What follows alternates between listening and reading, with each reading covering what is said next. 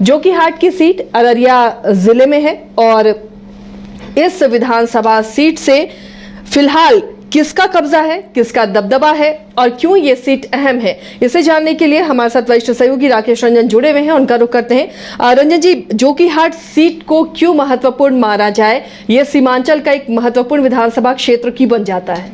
या देखिए, इसके महत्वपूर्ण बनने के पीछे अगर आप कारण देखें तो जो सीमांचल के गांधी के नाम से जाने जाते थे, उनको उनके समर्थक इसी नाम से पुकारते थे, तस्लीमुद्दीन, मोहम्मद तस्लीमुद्दीन, उनका ये क्षेत्र रहा है और यहाँ पर जो है उनकी छाप स्पष्ट तौर पर दिखती है। और अगर आप देखें तो पहले तस्लीमुद्दीन और बाद में उनके परिवार के लोगों का ही इस सीट पर ज़्यादातर अवसरों पर जो है कब्जा रहा है। अगर आप ऐसे देखें, जो यहाँ पर 16 चुनाव अब तक हुए हैं जोकीहाट में, तो उसमें से 5 बार तो खुद तस्लीमुद्दीन ही इस सीट से विधायक बने हैं।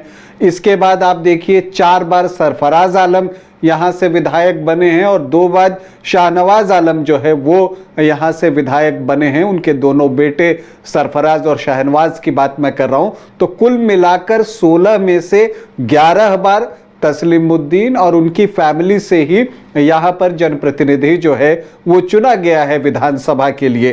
तो इसीलिए इस सीट पर तस्लीमुद्दीन का प्रभाव जो है वो साफ साफ दिखता है और ये सीट उनके परिवार की ही होकर रह गई।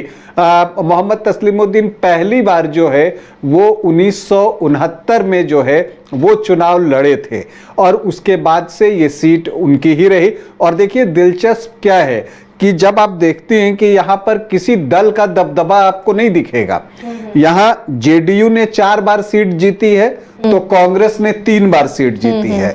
इसके अलावा जनता पार्टी ने 2 बार ये सीट जीती है, आरजेडी ने 2 बार ये सीट जीती है, एआईएमआईएम, जनता दल, समाजवादी पार्टी, निर्दलीय और पीएसपी ने 1-1 बार ये सीट जीती है। और किसी दल का खास असर नहीं दिखता, यहाँ पर कैंडिडेट जो है वो असर डालते हैं। जी बिल्कुल। और अब आप उसे इस तरह से देखिए, जेडीयू ने 4 बार ये सीट जीती है तो उसमें 2 बार जो है जेडीयू के टिकट पर सरफराज आलम जीतने में सफल रहे हैं, मतलब कि मोहम्मद तस्लीमुद्दीन के बेटे। कांग्रेस ने 3 बार ये सीट जीती है तो उसमें से 1 बार खुद मोहम्मद तस्लीमुद्दीन जो है वही जीतते हैं। और वो जब उनका पहला चुनाव हुआ था 1969 में तो वो कांग्रेस के टिकट पर ही जीते थे।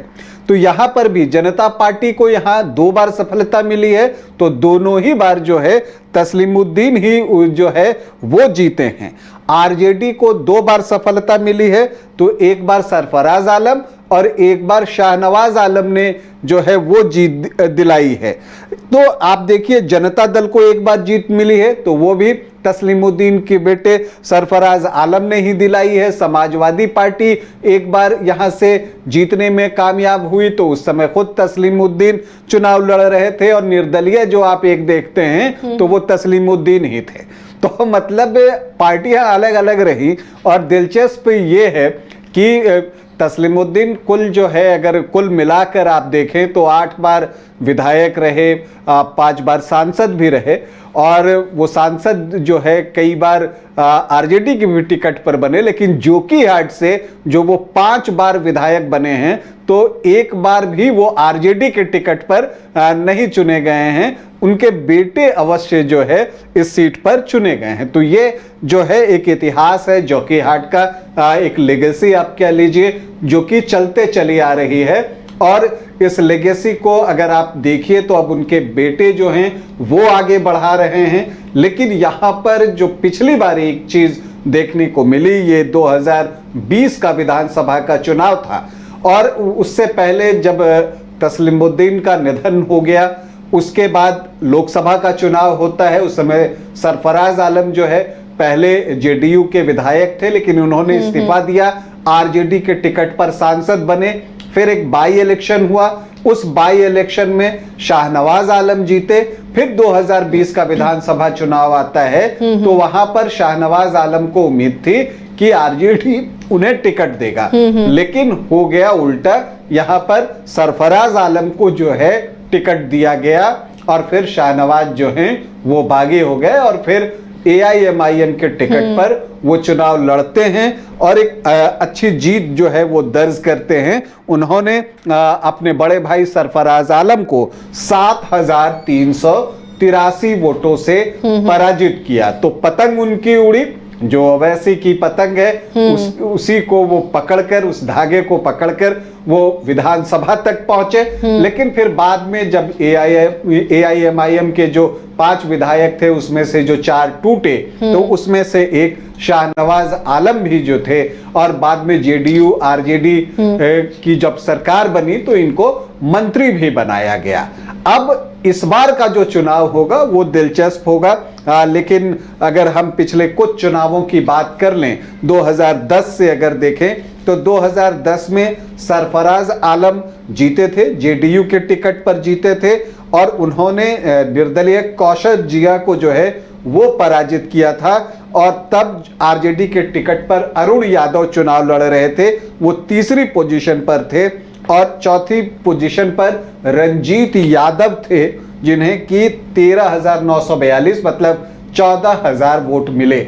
और रंजीत यादव ही 2020 में बीजेपी के टिकट पर जो है जोकीहाट की सीट से चुनाव लड़ते हैं और तब उनको जो है 28% वोट जो है लगभग आए थे।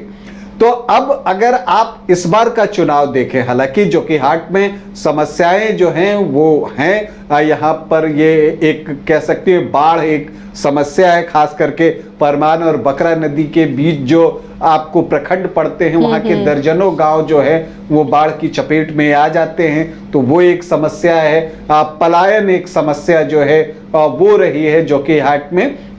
लेकिन जब आप जोकीहाट की बात करती हैं तो यहाँ पर जब आप राजनीतिक रूप से देखती हैं तो दिखता है कि जो तस्लीमुद्दीन है उनके परिवार का वर्चस्व रहा है। लेकिन अब 2025 में क्या होगा ये एक बड़ा सवाल है। अब तो आज लगता है RJD अपना कैंडिडेट अब नहीं बदलेगी। जब पिछली बार बदल कर देखा, हालांकि बाद में अब उसी में चले गए हैं सरफराज, तो लगता है कि अब इस बार कैंडिडेट बदल लेगा RJD। ये एक बड़ा सवाल है कि अब शाहनवाज आलम जो हैं, चूंकि वो AIMIM छोड़कर जो है वो आपको RJD में आए थे, तो नेचुरली उनका दावा इस सीट पर बनेगा क्योंकि वो सिटिंग विधायक हैं। प्लस एक बात हुई कि वो AIMIM छोड़कर आए, उनको मंत्री भी बनाया गया, तो उनका दावा मजबूत दिखता है। लेकिन उनके भाई सरफराज आलम की भी कोशिश होगी कि वो भी यहां से चुनाव लड़े। और जब मैं सोशल मीडिया खंगाल रहा था तो मैंने देखा कि दोनों ही भाई जो हैं वो एक्टिव हैं, मतलब दोनों ही चुनाव लड़ने के मूड में हैं। तो अब ये देखना होगा कि सरफराज आलम जो है वो किस पार्टी का दामन थामते हैं, AIMIM या फिर JDU। जी हाँ, तो ये एक चीज है। या तो वो AIMIM में जाएंगे या फिर वो JDU में जो है वो जा सकते हैं। अब देखिए जो ये क्षेत्र है यहाँ पर चूंकि मुस्लिम वोटर्स की संख्या काफी ज्यादा है, इनफैक्ट 65% से ज्यादा, लगभग 66% के आसपास जो है वो मुस्लिम वोटर्स हैं। तो यहाँ पर जो असदुद्दीन ओवैसी की जो पतंग होगी उसकी उड़ान तो जो है वो मानकर चलिए कि वो चलेगी। तो अब इस बार ये देखना है, बिल्कुल वैसी ही स्थिति है। पिछली बार शाहनवाज आलम ने पतंग को एक ऊंचाई दी थी, उड़ान दी थी। अब इस बार जो है उनको उस पतंग को काटना है, तो क्या वो इस बार उस पतंग को काट देंगे या AIMIM जो यहाँ से कैंडिडेट को उतारता है तो वो जीत दर्ज करता है। क्योंकि देखिए JDU से एक मुर्शीद आलम थे, वो चुनाव लड़ चुके हैं। आपको 2018 में जो बाई इलेक्शन हुआ था तब JDU के टिकट पर मुर्शीद आलम चुनाव लड़े थे और 40,000 से ज्यादा वोट लेकर आए थे। तो वो भी अपने क्षेत्र में काफी सक्रिय हैं और लगातार जो है वो भ्रमण कर रहे हैं और वो भी चुनाव लड़ने के लिए बिल्कुल तैयार अपने आप को बता रहे हैं। और चूंकि 2024 नवंबर के आसपास एक खबर मैंने पढ़ी थी कि उन्होंने जो है AIMIM ज्वाइन कर लिया है, तो ऐसी परिस्थिति में अब ये भी देखना होगा कि सरफराज आलम AIMIM में जाते हैं तो वहां मुर्शीद आलम ने ज्वाइन किया है, लेकिन नाम सरफराज आलम का बड़ा दिखता है।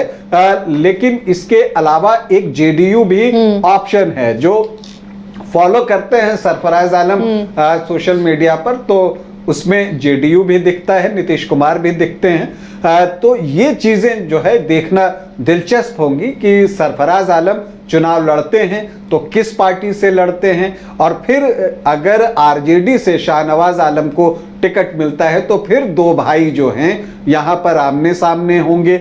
यहां पर असदुद्दीन ओवैसी का कितना प्रभाव होगा ये भी एक महत्वपूर्ण चीज है, क्योंकि सीमांचल में ओवैसी ने अपनी एक पैठ जो है वो बना ली है। 2015 के चुनाव में उन्होंने जो है एक तरह से कहिए कि एंट्री दी थी, सीमांचल की राजनीति में दस्तक दिया था, तो 2020 में उन्होंने पूरी तरह से एंट्री कर ली, वो उसके अंदर आ गए और तभी उनके 5 विधायक चुन लिए गए थे, भले ही 4 उसमें छोड़कर चले गए। अख्तरुल ईमान अभी भी हैं, और जब सीमांचल की राजनीति की बात होती है तो आप अख्तरुल ईमान को भी जो है वो छोड़ नहीं सकते। तो अख्तरुल ईमान भी हैं, तो एक निश्चित तौर पर, हालांकि लोकसभा चुनाव के दौरान जो है अररिया सीट से एआईएमआईएम ने अपना प्रत्याशी नहीं दिया था, क्योंकि लोकसभा चुनाव के समय जो सरफराज आलम हैं उनको पूरी उम्मीद थी कि आरजेडी उन्हें टिकट देगा।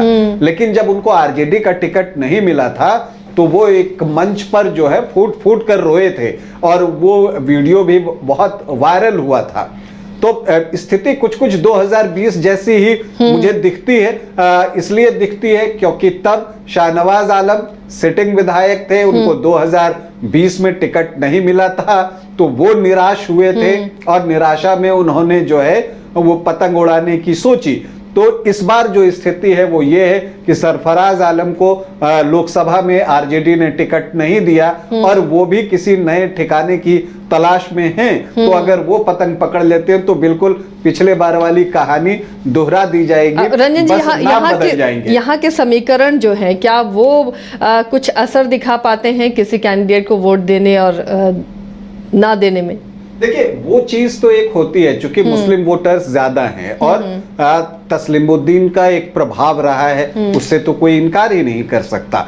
तो ऐसी परिस्थिति में अगर दोनों भाई आमने सामने होते हैं तो वोटों का बंटवारा तो होता है।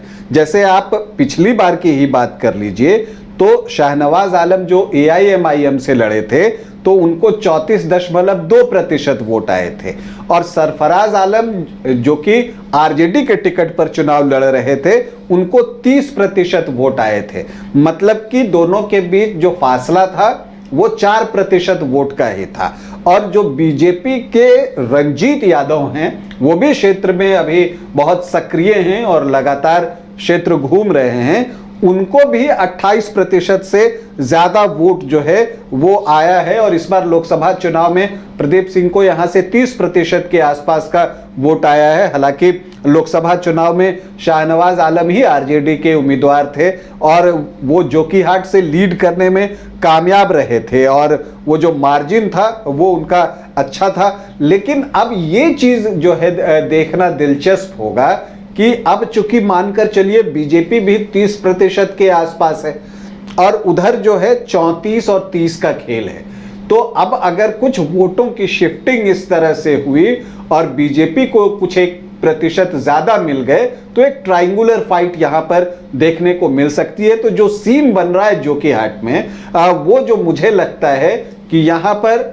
आरजेडी, एआईएमआईएम और बीजेपी या जेडीयू मतलब एक एनडीए के उम्मीदवार के बीच ट्रायंगुलर फाइट जो है वो होगी, जिसमें कि वोटों का बंटवारा होगा। और जब ट्रायंगुलर फाइट होती है तो बहुत कुछ देखना होगा।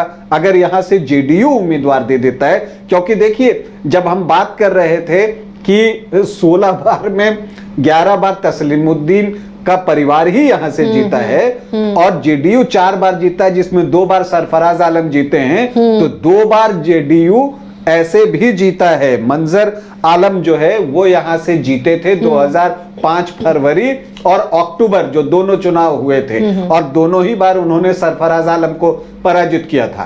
तो ये एक चीज है कि जेडीयू, नीतीश कुमार की जो एक पैठ है वो इस क्षेत्र में है। तो अगर जेडीयू यहां से उम्मीदवार बनाता है और अगर वो भी जो है किसी मुस्लिम उम्मीदवार को खड़ा कर देता है, तो अगर मुस्लिम वोट बटे और जो बीजेपी का 28-30% वोट है और वो 3-4% भी अपना निकाल कर ले जाए, तो कहानी पलटी जा सकती है। मतलब इस संभावना से भी आप इनकार नहीं कर सकते। लेकिन ये बात तो है कि जो मुख्य मुकाबला ऐसे दिखता है वो दिखता है आरजेडी और एआईएमआईएम के बीच में। अब चूंकि चुनाव जैसे जैसे समय नजदीक आएगा, चुनाव भी स्पीड अप होगा, तो वैसी परिस्थिति में असदुद्दीन ओवैसी जो कि एआईएमआईएम के सदर हैं, जब वो आएंगे उनकी चुनावी सभाएं होंगी, उसका कितना असर होता है। क्योंकि देखिए एआईएमआईएम छोड़कर शाहनवाज आलम आरजेडी में गए हैं, तो अब ये देखना दिलचस्प होगा कि जो असदुद्दीन ओवैसी हैं उनके जो बोलने का अंदाज होगा उसमें वो किस तरह से चीजों को सामने रखते हैं। क्या वो तलखी उनके बयान में दिखती है या उस चीज को वो छोड़ते हैं, क्योंकि लोकसभा चुनाव में उन्होंने यहां अपना कैंडिडेट नहीं दिया था। तो ये सारी चीजें जो है बहुत सारे फैक्टर हैं जो कि काम आएंगे। और दूसरी तरफ ये देखना होगा कि एआईएमआईएम से कौन सा कैंडिडेट जो है यहां से चुनाव लड़ता है। मुर्शीद आलम का क्या होता है, वो किस पार्टी से चुनाव लड़ते हैं। रंजीत यादव को अगर बीजेपी चुनाव लड़े तब तो रंजीत यादव चुनाव लड़ सकते हैं बीजेपी के टिकट पर, लेकिन अगर जेडीयू को ये सीट चली जाती है तो फिर रंजीत यादव का क्या होगा, क्या वो निर्दलीय लड़ जाएंगे या क्या होगा, ये चीजें देखनी होंगी। क्योंकि हमने देखा कि 2010 में रंजीत यादव जो है वो निर्दलीय चुनाव लड़े हैं और इसके बाद 2015 में भी जो है वो निर्दलीय चुनाव लड़े हैं। तो एक इतिहास उनका भी रहा है और जब भी वो चुनाव लड़ते हैं उनको वोट ठीक ठाक आता है, क्योंकि यहाँ पर यादव जो वोटर्स हैं उनकी संख्या भी अच्छी खासी है। मंडल और यादव मिलाकर जो है वो उनकी संख्या एक अच्छी हो जाती है, तो 10-12% वोट जो है वहां पर जुड़ जाता है। तो इसीलिए जो इस बार का जोकीहाट का चुनाव होगा वो बहुत दिलचस्प होगा। लेकिन मुझे लगता है कि ये एक ट्रायंगुलर फाइट होगी जोकीहाट में। अब उसमें बाजी कौन मारता है ये तो आने वाला वक्त बताएगा, लेकिन असदुद्दीन ओवैसी का कैसा यहाँ प्रभाव पड़ता है और शाहनवाज आलम जो है तस्लीमुद्दीन की विरासत को वो संभालते हैं या उनके बड़े भाई सरफराज आलम संभालते हैं, ये देखना भी दिलचस्प होगा। चलिए, तो ये जोकीहाट का पूरा हाल और इस बार मुकाबला वाकई काफ़ी दिलचस्प होने जा रहा है। कौन बाजी मारेगा इस पर हमारी भी नज़र रहेगी और आने वाले दिनों में यहाँ की राजनीति कैसे और चेंज होती है उस पर भी हमारी नज़र होगी।